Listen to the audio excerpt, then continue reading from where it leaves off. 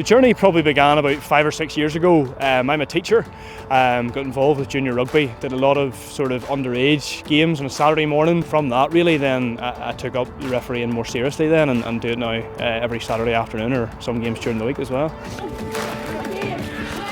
Without volunteers in any sport, you know, a lot of sports couldn't function. I mean, those coaches and assessors are all volunteers. The referee himself is a volunteer. You know, we give up our time. The Ulster Society of Rugby Football Referees is a very diverse society. You know, there are people from all walks of life, from all different community backgrounds. Referees are essential to the game of rugby because, I mean, if there's no referee there on a Saturday afternoon, Wednesday evening, whatever it may be, the game doesn't take place.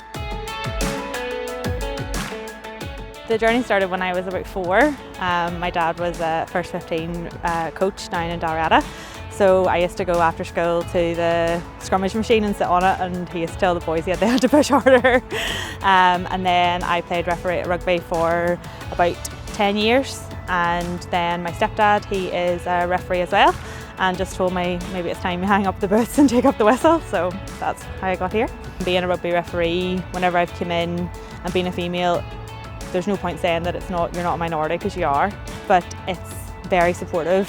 One thing I find is the players, I think whenever you go, maybe you're slightly caught off guard by the fact it's a female, but I think that's one thing I find is they have full respect, you know, and the fact that you're a female genuinely isn't taken into it. Probably for me, I suppose, you know, I've got to make a lot of new friends through refereeing, which has been amazing.